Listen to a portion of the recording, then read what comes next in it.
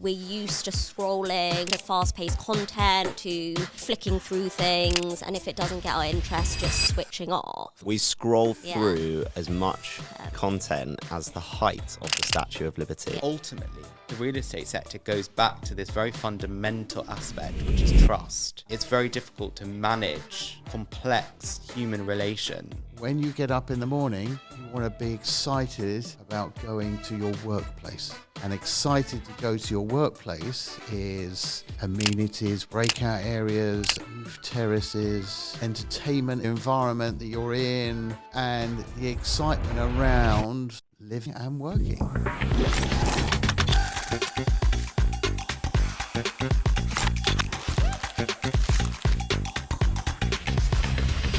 Welcome to our podcast. I'm Jenna from Harris Associates and my specialty is co-living. So today we're talking about marketing, how we've been using it, feedback that we've been getting, and what we believe is the future of real estate and marketing, and how you can really learn to embrace these tactics when going out into the industry. Before we start, I just want to say, if you're interested in real estate, if you're interested in marketing, if you're interested in how the world of real estate is evolving, then please subscribe and we will make sure to give you absolute all access to our knowledge and to our take on the market. To begin with, everyone wants to know who we are and what we do. So first, obviously, coming over to Jonathan, founder, CEO. Thank you, Jenna.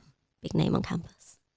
So it would be great to understand from your perspective, over kind of 40 years in the industry, it'd be great to understand from your perspective what you think is kind of interesting about the times that we're going through, but also your kind of experience leading up to this point.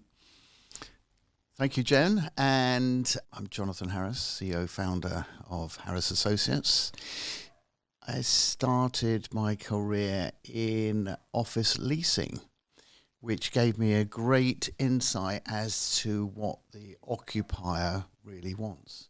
Now, I think that as time went on, that sort of faded into somewhere in the backs, and now it's definitely forefront in terms of every part of our real estate industry, what the occupier wants, whether it's student occupier, whether it's office occupier, industrial, and so on. So it is certainly the customer that is now at the forefront of the real estate business. Now, I went on to then, from leasing, do development, which was an interesting path from leasing. And thirdly, into where I am now and have been for some time, which is the investment side. So capital investment side, and specialised at that time in the London capital markets. So across sector, anything with a London postcode, but particularly City of London and the West End, Fitzrovia, Soho. And we had a really interesting and varied time with looking back, saw quite a few bumps in the road, but we also saw some highs as well. So late 80s, early 90s saw fantastic highs where record rents were being achieved, record prices being achieved.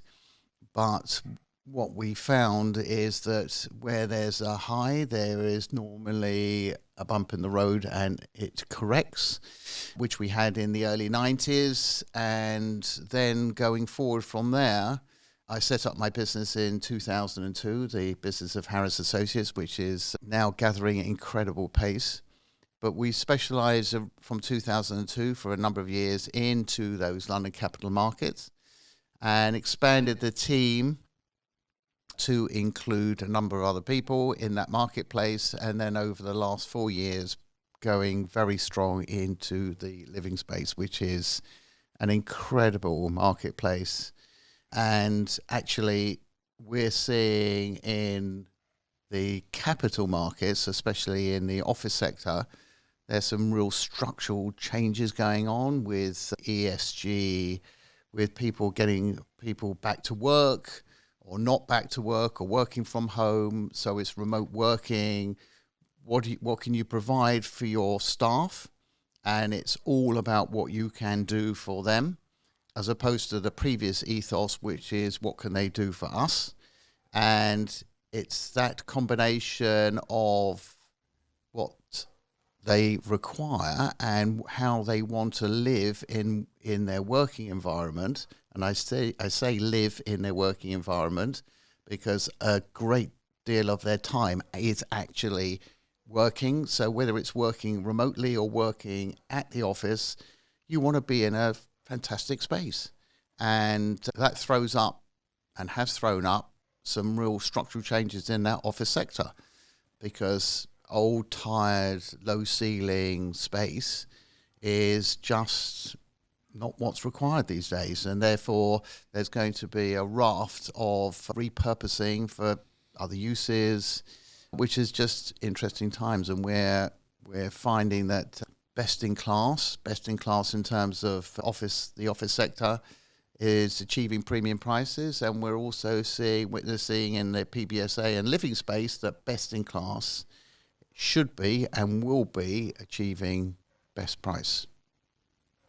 Brilliant. Okay, perfect. So now on to Jamie Harris, student extraordinaire. Obviously, less experience in terms of the years, but no less Not impact. quite 40 at this stage. Yeah, no, 40 at heart, not in body. Absolutely right, Jen. Take it away. So, just introducing myself, I'm Jamie Harris, Head of Student Accommodation at Harris Associates.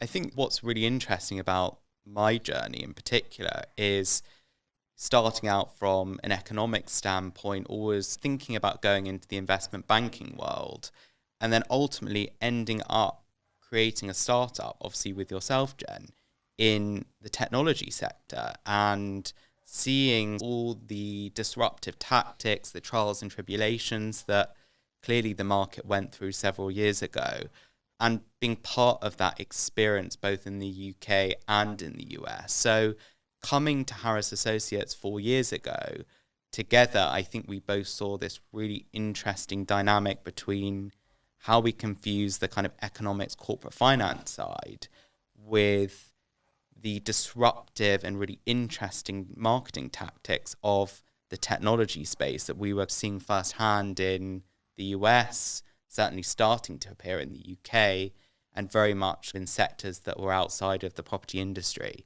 And that's really what sort of brought me into student housing after making a trip out to Asia and seeing, when I was in Singapore and Kuala Lumpur and Bangkok and various other areas in Asia, seeing all that kind of pent-up demand for the student housing market, the occupational interest, the demographics, obviously we'll talk about that a bit later, and how we saw capital really evolving into the sector. And that's when I decided student housing was really a focus for us, and a focus for me in particular. And after that point, we've seen the student housing sector at Harris Associates really snowball, one deal after another, projects, platforms, joint ventures, forward fundings with really the top names in the industry, whether that's developers, investors, and other landowners, to the extent that we've now done about 2.5 billion of transactions in the past 3 years, which is fantastic. I sit very much at the top of the student housing sector within Harris Associates, advising all of our clients, making sure that we're providing that kind of bespoke, tailored approach to every client that comes through our door. Brilliant. And then over to Josh, co-student extraordinaire and mastermind in bench pressing more than my whole body weight. Thank you very much, Jen. Very flattering. Blushing alert. A little bit hot in here. But a little bit just briefly on my background to joining the business. When I came out of my undergraduate degree at university, I was really pondering, as you do, what do you do with your career?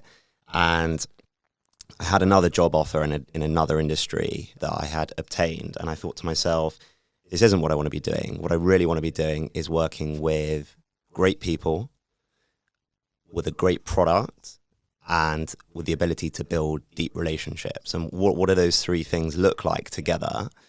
And it was only when I was talking to somebody, actually a long-term client of Jonathan at Derwent London, they said, well, that sounds like property. Why don't you come and try some work experience? So I went to Derwent. Work experience turned into an internship, which turned into me seeking further advice. How do I get involved in the industry full time? And they advised me to go and do a master's degree, which I went and did. I did a graduate scheme, which allowed me to touch sort of a load of different asset classes across the commercial spectrum, which was obviously great because broad breadth of experience across hotels, retail warehousing, industrial, London offices.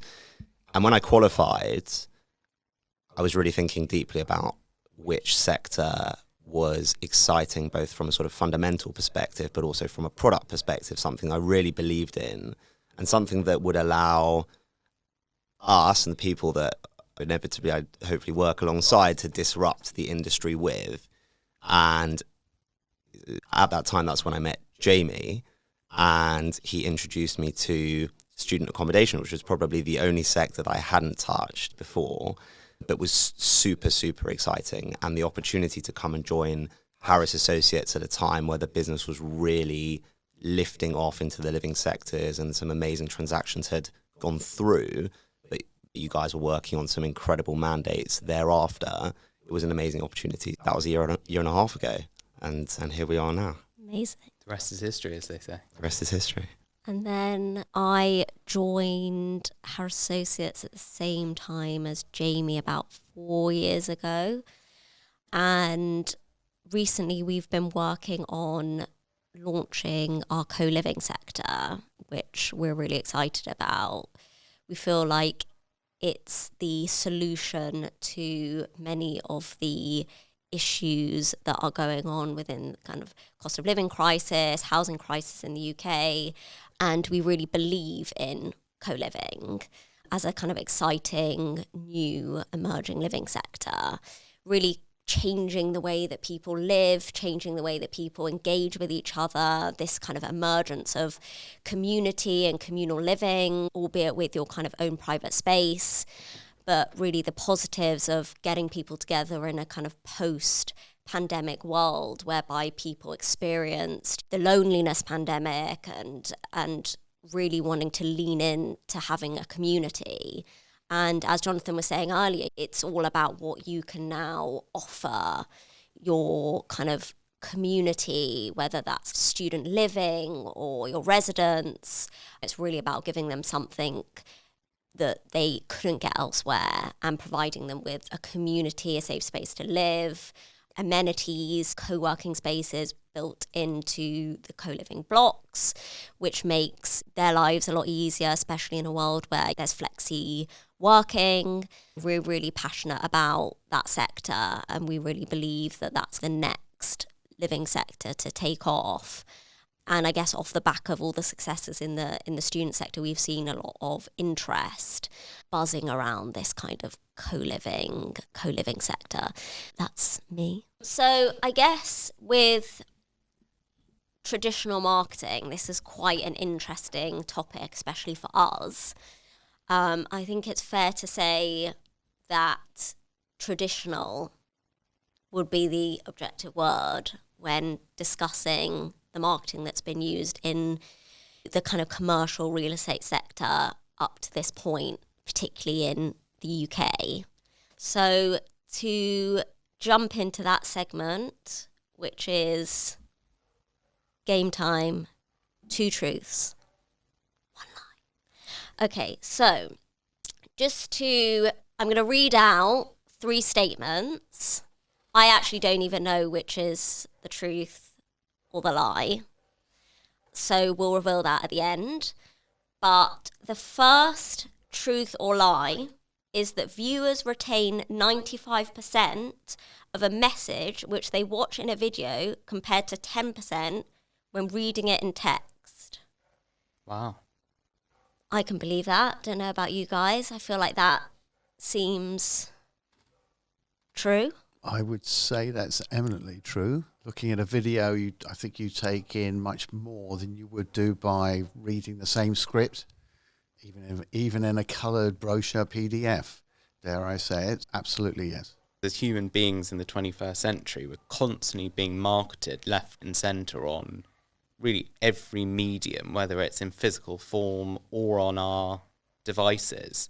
And so there's so much content out there. You think to yourself, if it is flat and it's not in video form, or it's not content and it's not interactive and dynamic, then you can definitely believe that you're certainly not absorbing as much of it. So yeah, I definitely think that sounds credible. Whether it is or not, would love to hear. I think as well what's interesting about that is that obviously we're in a kind of B2B sector, but I think that it would be ignorant to believe that the way that people are marketed to B2C doesn't affect the way that they consume B2B. And that we're used to scrolling, we're used to fast-paced content, we're used to flicking through things, and if it doesn't get our interest, just switching off. And I suppose that must condition us to a certain extent to also receive emails in the same way. If there's nothing catchy on there, that's the hook. But if you're losing that, what then happens? Do people follow through reading the email, especially if it's an email that's not part of a chain and more of a kind of introductory? And I remember actually that takes me back to when Jamie and I had a startup. We also always used to do, when we used to do like a introduction email, we always, in the subject line, always used to put RE ... as if they thought we were part of an email chain so that they would open it. Great tactics. But yeah, I think it's like those type of things where it's like creating a dynamic video, embedding a video into a email, just capturing people's minds. And I guess it'd be interesting to hear what Josh has to say, because he is the youngest of us all, even though I look so young. Well, I think you've touched on something really relevant there, because the truth is, I think we all feel that the lines between the B2B and B2C marketing are blurring ever more these days as time goes on, because the truth is we're all really C's within a B.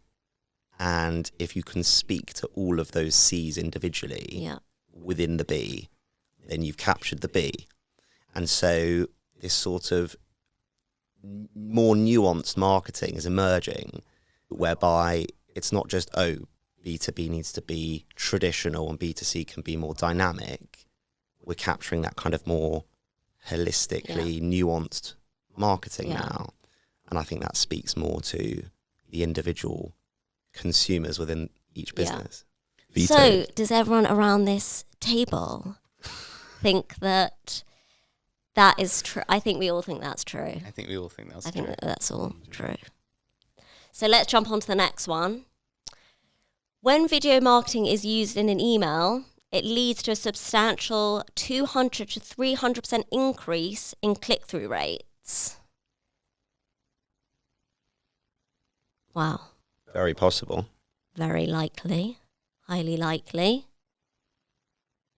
Given that the video encapsulation is true, which we all believe it is, then I believe that a click-through to a video is also true. So I just think that, interestingly, we had a campaign recently, very traditional clients, and we very much push for video content.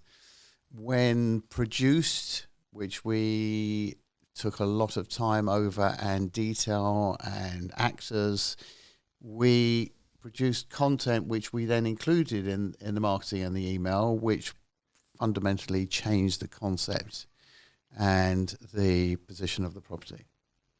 Yeah, I think when you use kind of video, especially when you're dealing with an asset that isn't even built yet, you're selling kind of a site, it's really important to bring that story to life. And I think we're so used to this kind of storytelling approach that I can definitely believe that the kind of interest generated from a video would be so much more than the kind of flat pieces of content that are out there. I think it's essential to fill in the gaps. It gives a whole story, it gives a whole messaging rather than leaving it up to people's kind of interpretation. You're not sure how far in the brochure they've actually gone in terms of discovery. You don't know whether you've left the essential piece of information that really speaks to them on the kind of 16th page, and that's they only get to the 8th. So I think a video is a way of encompassing all the important information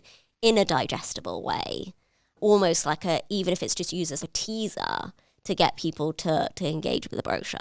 No, absolutely. And I think, as you say, with regard to the email marketing side of things and embedding that video within the email, certainly Josh and myself have seen that through the various different processes that we've had in the student housing market, that we are finding that sort of video within the email is creating such an interesting funnel of, right, we're actually intrigued, we're actually interested in what this video is going to say, and leading people down that road of, we'll invest our time in looking at a 1 or 2 minute video to start with, rather than a 45-page portfolio brochure, that type of thing.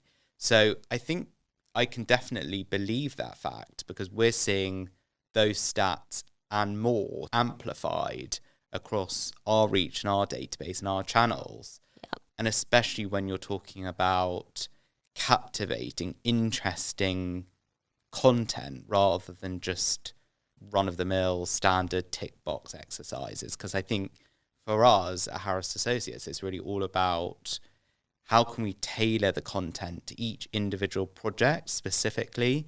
How can we portray the message effectively? And ultimately, how can we achieve the best price possible through all of the marketing campaigns? And that's our principal objective here. Is marketing is an incredible function, but it's only a function in order to get the client the best price and in order to get the client the best competitive tension in the market possible. So definitely can believe that fact, because we're definitely seeing that from our perspective.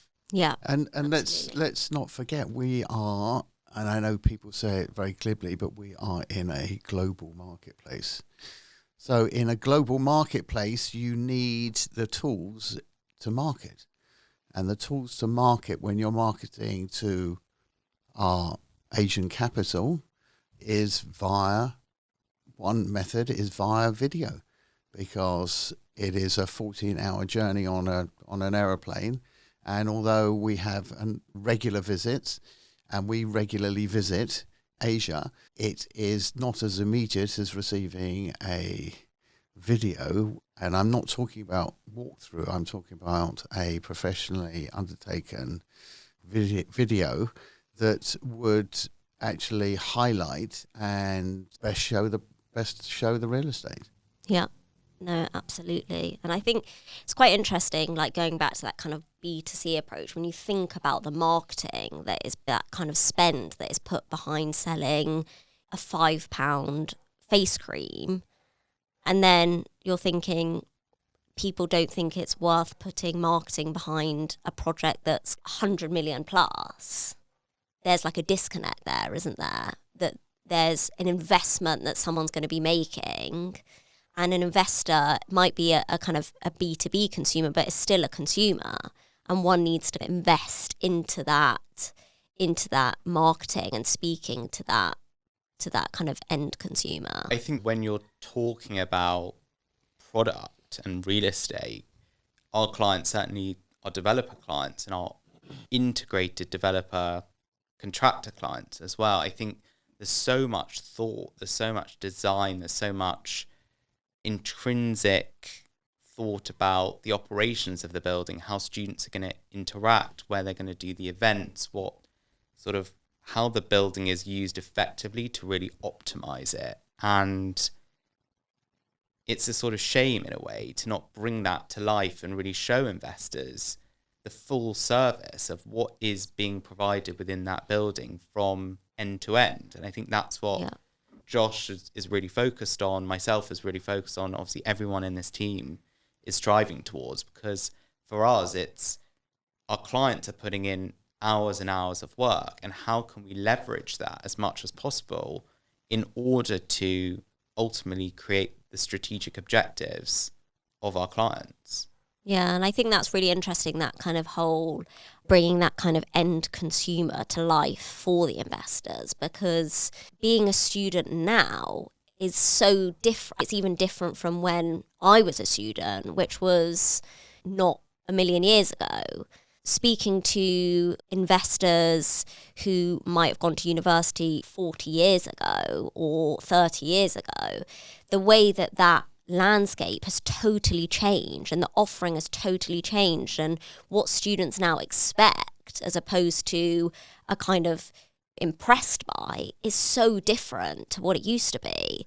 So showing people engaging with the buildings, how they live within the buildings, also for co-living, because it's such a new sector, showing investors this is how co-livers interact with the space, this is communal spaces that are really important to them, what's the profile of someone living in a co-living block, because obviously 30, 40 years ago, there wasn't a need for something like co-living, it just didn't exist.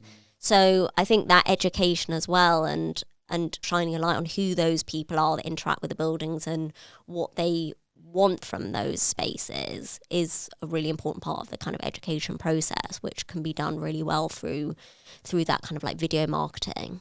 Yeah, I mean, look, fundamentally, the whole world has changed on its axis post-COVID and accelerating all the trends that we've seen in the marketplace so quickly. So the way that things are articulated in the market, of course, needs to adapt, because the whole world has adapted very quickly through technology, through media, through all these other trends that we're seeing. So how can we not move quickly in marketing within the real estate sector if all these other sectors are doing the same thing? And I guess that leads us on to this last truth or lie, which we've been discussing, but it says over 70% of consumers prefer PDF content over video content when learning about a service rather than a product. Interesting, that one, because I feel like our probably initial reaction to that, based on what we've just discussed, is probably that might be the lie here. Yeah, I guess what is your kind of initial thought on that, Josh? Admittedly, as someone with possibly not the sort of longest attention span in the world, I really benefit from being captivated quickly.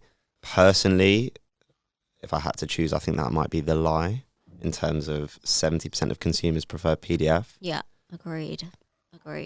It definitely feels like it, doesn't it? Because as we've always talked about internally, investors have 20, 30 opportunities sent to them at any given time that they're sorting through. So attention spans are shortening. The amount of content that we consume is infinitely increasing. Yeah.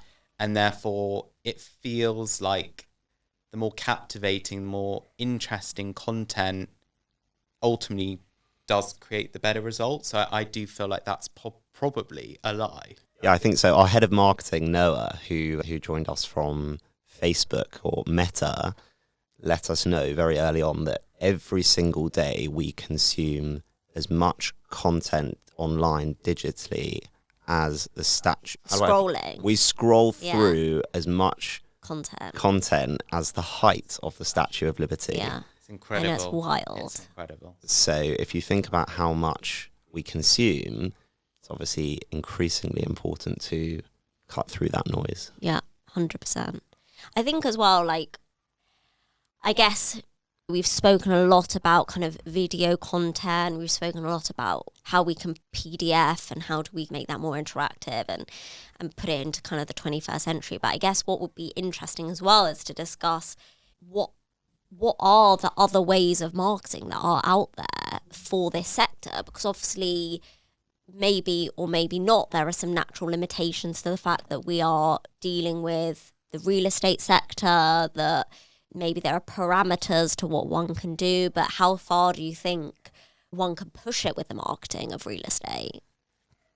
I think that's a really interesting question, because ultimately it's about a boundary between being incredibly disruptive and eye-catching and certainly interesting, but not too far where it becomes slightly trivial, should we say?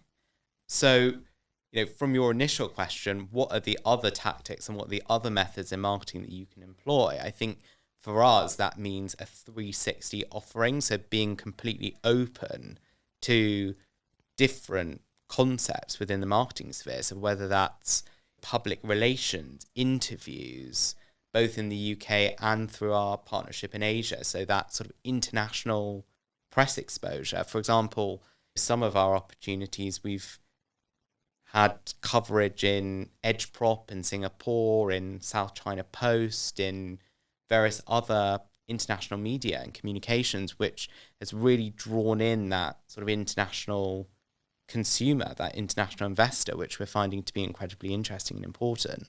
So PR, I think, is a good one. It links in with the video content, it links in with the other strategies as well, especially when we're speaking about kind of older generations, that press piece is really where the older generation consume property information. And despite a lot of the other sectors in the market going downhill with regard to readership, I think what we've seen in property is that there is quite a consistent readership of the main property publications. So press, I think, is a huge aspect to what we do here.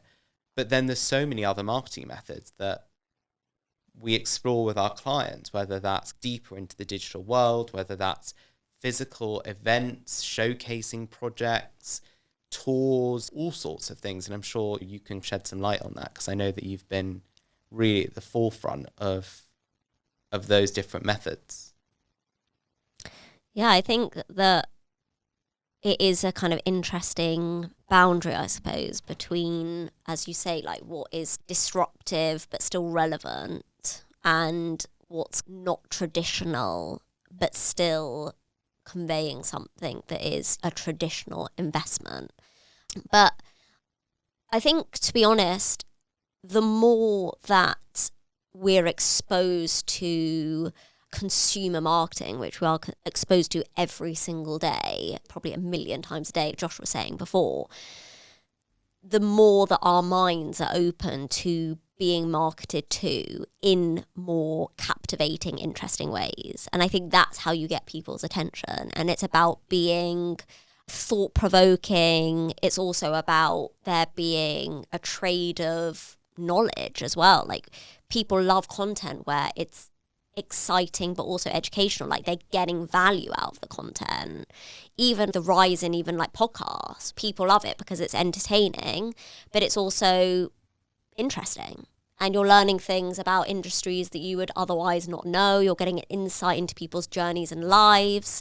So I think that the more access that you give people, the better. And even the rise of things like reality TV, back in the day, there would have been no interest to know that type of level or have that type of level of access into other people's lives. But now it's gone so far as access into industries, wanting to know about what happens in these industries, even if you're not in that industry, or even if you don't have interest into getting into that industry. And all the rise of these kind of programs like $1 million listings and Selling Sunset and things like that, it's all how people now interact or get introduced to real estate, and then they form their own kind of discovery and interest off the back of that. But it's interesting that that's the kind of first insight into. So it just shows that even if you think something is totally not relevant, actually in time, it evolves to be relevant.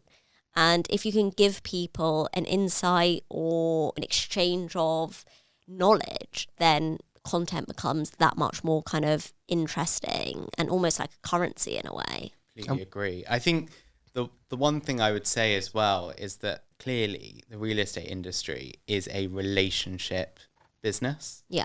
And so building the relationships through some of these marketing methods for us, I think, is incredibly powerful. And that's where personal brand and various touch points, we're lucky enough to be nominated for 4 awards at the moment at the Property Week property conference, at the UK Reef, at various other industry events, which I think demonstrates that what we're doing is really interesting, is really disruptive, is really consumable. But fundamentally, it all boils down to how are we actually forming relationships with new capital? How have we introduced 4 new private equity funds into the student market over the past 2 years?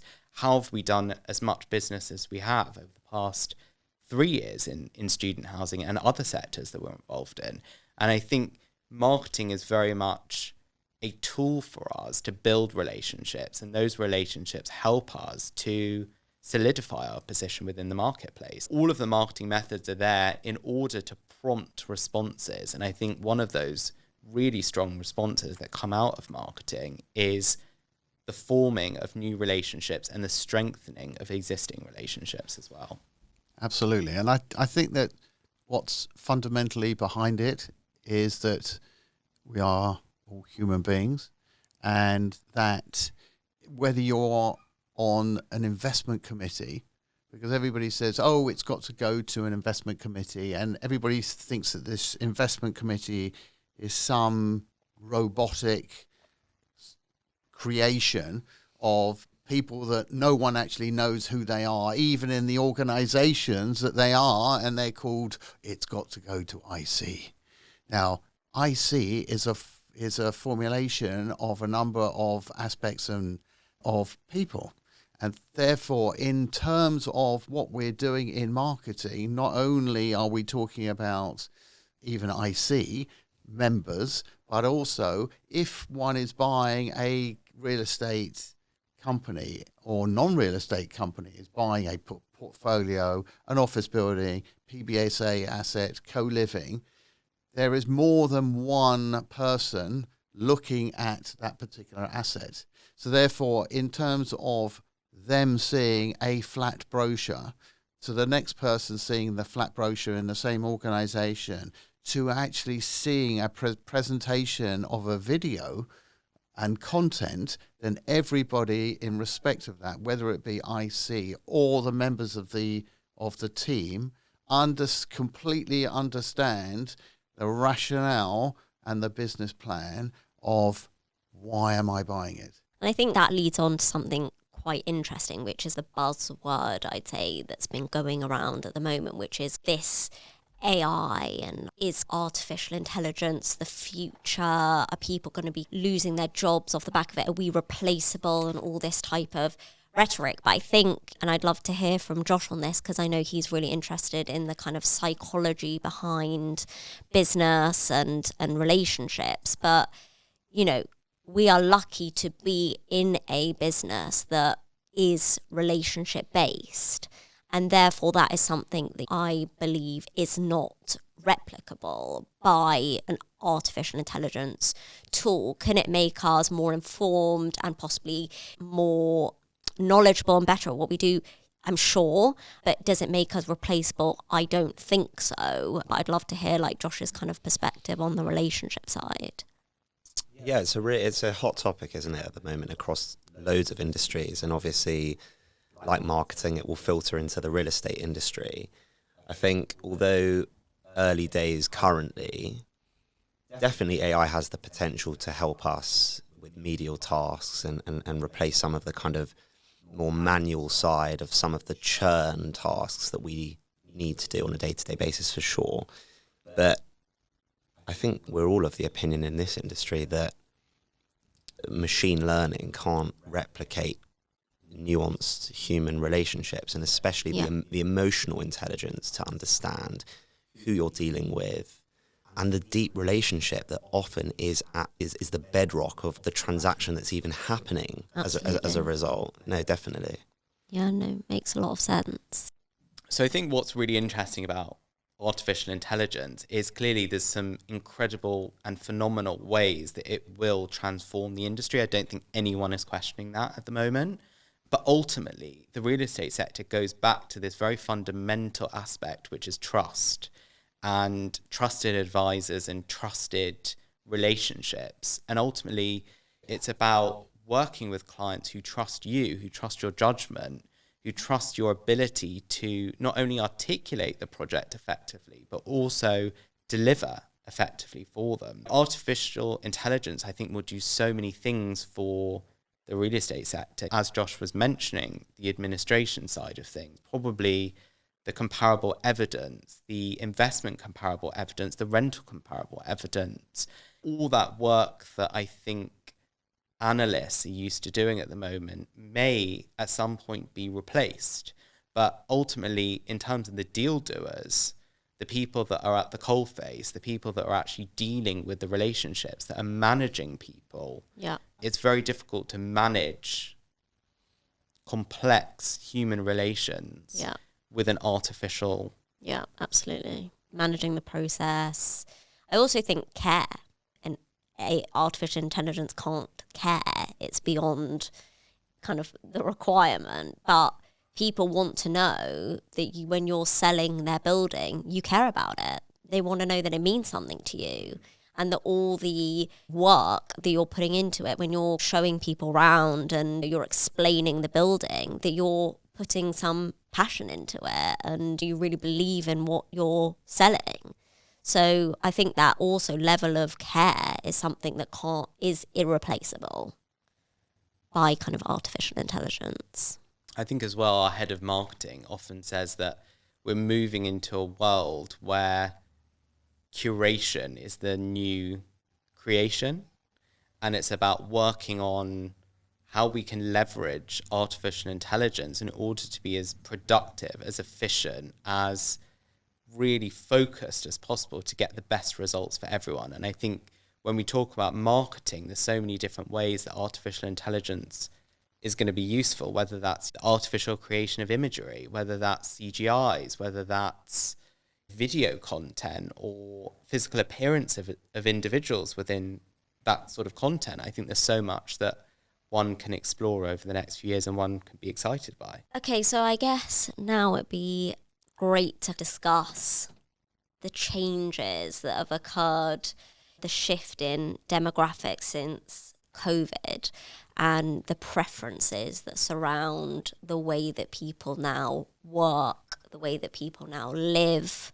the way that people now study, is such an interesting point, because it really has tilted people's kind of priorities around flexibility, work-life balance, going to office spaces where you are getting a better environment than you can in your own home, and that really being like a benchmark to get people into work, but also having these incredible spaces to live in, co-living, having a gym in the block, having amazing kind of co-dining spaces, having amazing cinema rooms and things like that. And then obviously with the student side, really creating vibrant, incredible places for people to study and live. It would be really interesting to like dive into that and how it's really changed what people are looking for when they're looking for kind of spaces to live, study or work. So it's a very interesting history since COVID.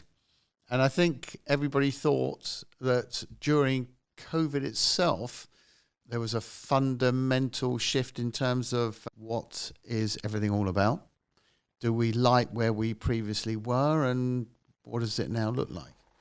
And in terms of, I'll let Jenna, Jamie and Josh talk about the living space, but it's certainly in terms of the office sector and the commercial world, it really can be summarized in, I get up on a Monday morning, do I want to go to work? Do I want to be in that place that I used to be, or what am I now expecting to go to?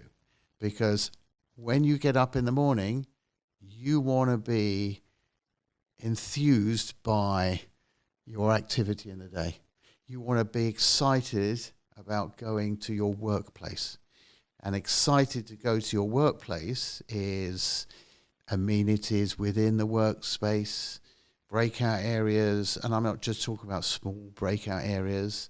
I'm talking about the environment that you're within, roof terraces, ESG, gym, entertainment in terms of what is going on in the space, whether it's you or your fellow occupiers of a particular building, the environment that you're in, and the excitement around living and working.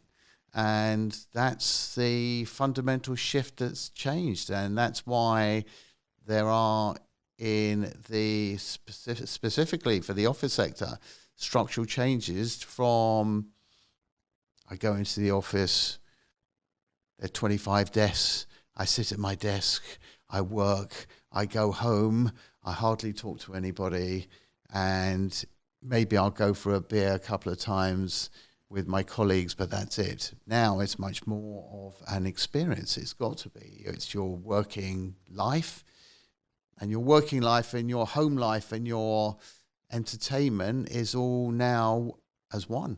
You expect a high level of activity, and why not? And that's the changes that we're seeing specifically into the office sector, and I know also in terms of living space as well. I think that's interesting because some of the marketing that we did around a recent office project was really around that work hard, play hard ideal, that if you have an office in a fantastic location that provides not only a place to work, but a place to grab lunch, a place to meet friends for drinks afterwards, where you could go to a club or a bar or theatre, then in order to play, you want to work and you want to go into those spaces in order to then get the access to the area afterwards.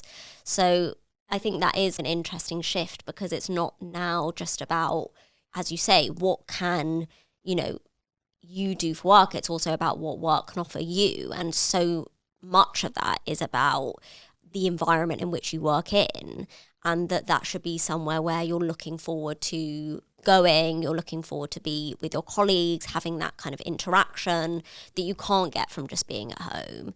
And the rise of this kind of flexi working, it's not about how do you stop people wanting to flexi work or work from home. It's about how do you get people to want to come into the office, and by creating a community and a fantastic environment to be in, people will opt out of being alone at home in their living room because they want to be a part of the environment you're offering them.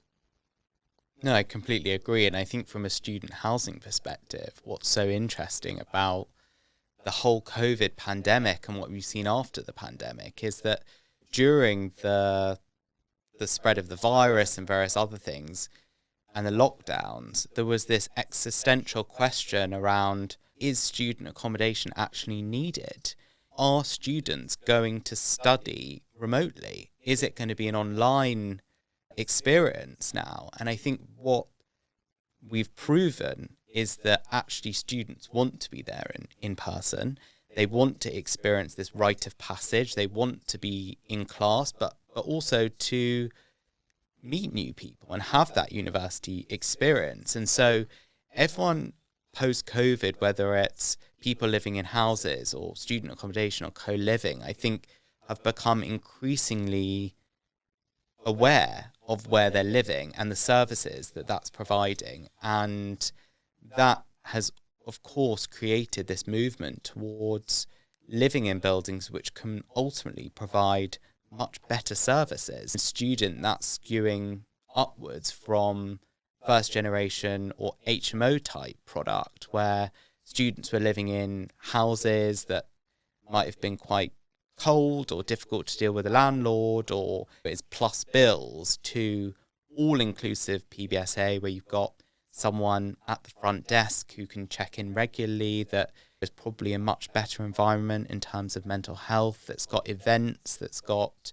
various different services like we've talked about, whether it's gym, whether it's private dining room, whether it's lounge facilities, private study facilities. So I think there's so much that has attracted students, not only students to go up in category from maybe slightly cheaper accommodation to more expensive accommodation, but also a movement away from these very basic HMOs that are not really fit for purpose, and you don't really know what you're getting yourself into, A, from an energy perspective, and B, from a logistical and landlord and splitting bills perspective as well. So PBSA is definitely a really interesting solution to that problem of, well, I want to live in a really high quality building which caters to my needs, which keeps me safe, and which protects my mental health as well. Something to definitely consider.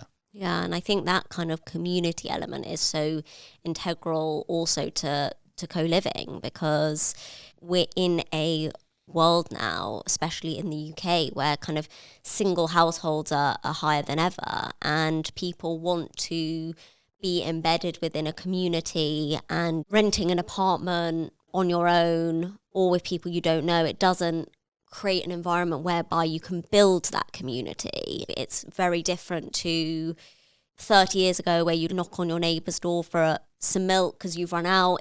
We've really come far away from that, and I think people really suffered in COVID because they didn't have those communities to lead on. But what it did do was awaken people to the importance of community and community living, and people setting up kind of WhatsApp groups in their buildings, making sure that older people were taken care of, their shopping was done. That type of thing has really made people acutely aware of the importance of community, which was quite overlooked before. And having buildings where you live alongside like-minded people, that you get to interact with people from all walks of life, in all different kind of careers, and you're in this kind of melting pot environment where people are opting in for community living with an amazing rich timetable of activities, but you have your own personal space to be able to opt in and opt out, is this amazing kind of solution to that loneliness pandemic, whereby you can live, work and operate in a building with friends and build relationships within your own, on your own kind of floor in your own building, and really leverage that for a better quality of life. No, I completely agree with that. I think what's really interesting about co-living and student housing is that really the student accommodation block has become a second campus post-COVID, where you're spending a lot of your time living and working within the building, because you might be at lectures, you might be at seminars, you might be at tutorials, but actually a lot of your time as student is in your accommodation. And rather than spending time in the library, you instead might spend time working in the co-working spaces, spending time in the private study spaces and various other things. And I think that's also very true of co-living, where because of flexi working, we're seeing co-living also being that space for co-working. Yeah.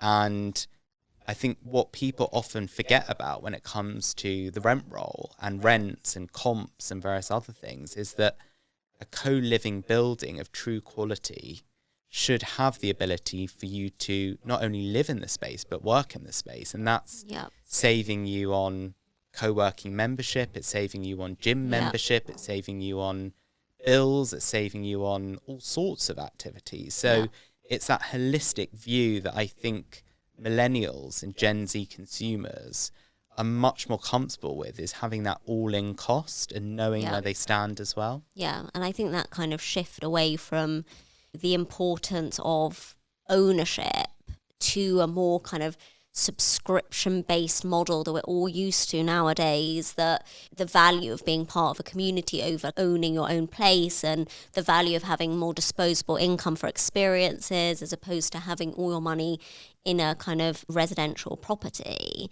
is really interesting in terms of the dynamics of millennials and Gen Zs, etc. And I also think, having toured a lot of these co-living buildings, what's interesting is the feedback that they've been getting is that the co-working spaces are always full. And therefore, now having had the projects living and breathing for kind of a year or so, changing their model to alter some of the spaces to accommodate for more co-working has seemed to be like really important. And that's developing now in that next phase of products coming to the market, listening to what people want in their buildings and responding to it, making their experience better, is such a shift versus the kind of residential landlord where, you know, your tap's broken and it's a communication between the two of you to figure it out, and you know there's a delay and you've got cold water for the week and that type of thing. It's much more kind of a seamless process whereby the resident is a consumer and their priorities is put, you know, at the top of the list. Absolutely. I think that you've just hit the nail on the head. The biggest shift, and it's been going on slowly pre-COVID and accelerated through and post-COVID, has been the occupier is now at the heart of the thought behind the design of the development. And that's across all of the asset classes we've spoken about, the offices, co-living and PBSA. Yeah. And maybe there was a mantra historically, build it and they will come. Yeah. Now it's about, if we build premium, we get premium value. Yeah. How do you get premium value? It's about putting the occupier's experience at the heart of that premium experience. Yeah. And across PBSA, we've seen that, like you guys said, in terms of event curation to drive community experience, or through the technology integrated into the building to have a kind of more joined up approach, and through the energy usage of the building, if that's driving a more sort of ESG driven experience that makes occupiers feel good, it promotes their wellness. All of that holistic experience is now captured at the heart, you know, of the design development from the outset. And that's something that we as a group get involved in very early with our clients, because developers are coming to us now saying, how do we optimize the student experience in a building through the design, through the placement of amenity space, through the location of various studios versus cluster units, and then various amenity per floor or divided throughout the building, to drive that experience, to drive that community, which ultimately drives value. Yeah, absolutely. And it's actually interesting, even when you think about the terminologies that are now used, residents aren't really called like residents anymore. They are called consumers, because that is what they are, and they're consuming this product. And how can you make the consumer experience as seamless as possible is integral to the running of a building and the kind of popularity of a building. So I think even that shift in language really shows the kind of priorities behind these buildings that are going up and how important the consumer is to the function of the building. I think you're really right, Jen, because ultimately across every sector at the moment, but specifically the three sectors that we've been mentioning here today, student, co-living and offices, everyone has really been learning from the hospitality sector, the hotel market, how you deal with guests, how you cater to guests, how you create an interesting, vibrant experience of, I'm actually enjoying this, where you're met by someone when you first get in and you're taken to your meeting room, that you order a coffee on a tablet, that you are really brought into the experience of being at that sort of specific business and the DNA is translated. And I think that's really permeated all the best-in-class projects that certainly we're a part of. Yeah, and I think this is integral to how marketing has therefore shifted as a response to this, like putting kind of consumers at the heart. But it'd be interesting to hear Josh's perspective on that. Yeah, I just think we've felt for a long time that actually we're acutely aware of how optimized the consumer experience in these buildings has become, and how integral that is to their desire to be there and also pay premium rental prices to be there.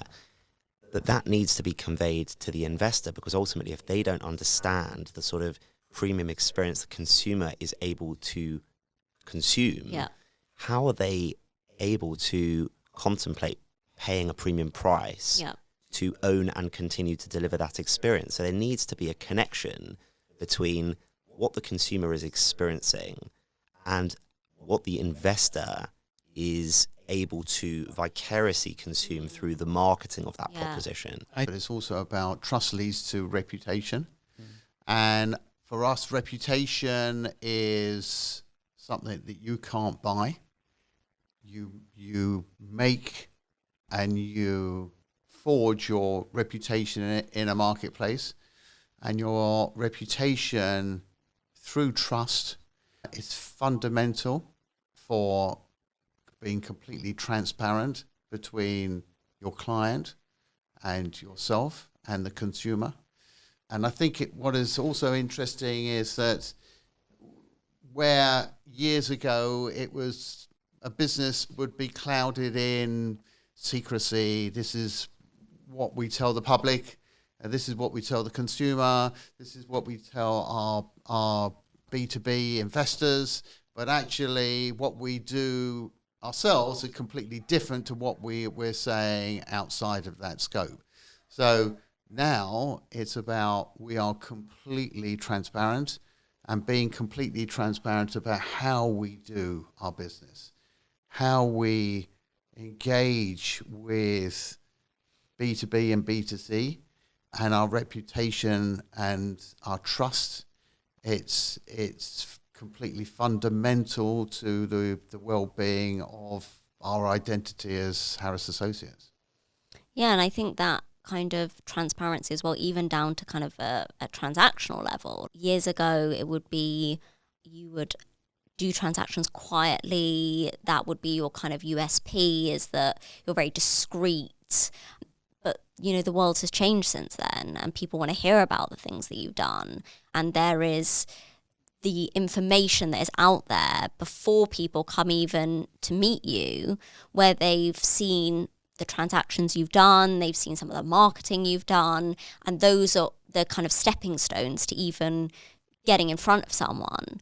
So I think that's a real case study, real life response to how the market has shifted, and the importance of that kind of prequel to that first meeting, which is feeling like you know someone and knowing at least some of the transactions that they've done before you take that meeting. I think as well, Jen, it's also really interesting from a client perspective, because ultimately when someone works together with you and decides that Harris Associates is the best way, or another company, it's about not only the marketing and all these other things and the creation of content and financials and modeling and everything else that is related to that, but also the ability to actually create engagement and reach. And when people invest their time with us, when they become a client of ours, it's not only about all of these paid opportunities to get traction, it's also that we've got incredible reach on social media, that we've got our own brand pages that are widely followed, and that we get strong engagement across the board, not only on our personal channels, but also on our kind of broad channels as well. So I think it's very much about that, and something that people maybe need to start paying attention to is, are your advisors adequately building a following, and are they representing you effectively to get as much traction and much interactivity as possible to then deliver that result? And I think that's something that we actually do really well. Yeah, and I think that what's interesting about that is if you use kind of the US as a case study, if you look at kind of their ways of marketing more, I would say on the kind of residential side, but if you look at the way that they market to consumers on social media, if someone told you 10 years ago someone would be selling a kind of New York townhouse for $25 million or $50 million, you would be like, there is no way. But the fact that that is true, and people are connecting in this way, that they would then DM the agent, and that would lead to such a significant transaction because of marketing that was put across on social media, and also them following that person and buying into their personal brand.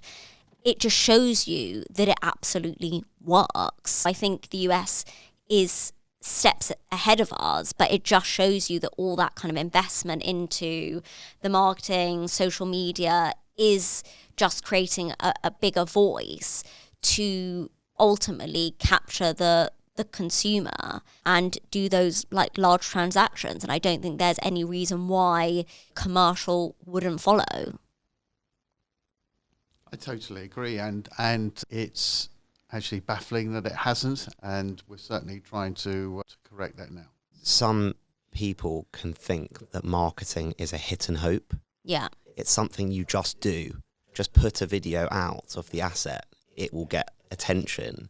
But actually, the whole premise behind bespoke is that if you understand your client's brand, Yeah. if you understand your client's product, Yeah. if you understand who the target buyers for that product are, Yeah. you can curate the perfect set of strategies to drive that product into the market and really achieve a premium for it, because you do capture the attention and the hearts and minds of those investors. Yeah. I think that's the whole purpose of what we're trying to do. I think the methods that we use are ways that we constantly evolve marketing in order to cut through the noise, and no two campaigns are ever the same. So you'll see one of our campaigns and feel like we're going to do that again. We'll never do that again. Yeah. We always evolve. So that's a really interesting fact, because it shows that evolution, disruption, innovation is so needed in a world where we're being completely bombarded. Thanks so much for watching. We've had an amazing time going through everything from the evolution of marketing and what we can do going forward in the future as best practice. And we're really looking forward to what we've got coming up for you guys, which is bringing in industry experts from each one of our sectors to give you an all-access insight into their journey in the industry.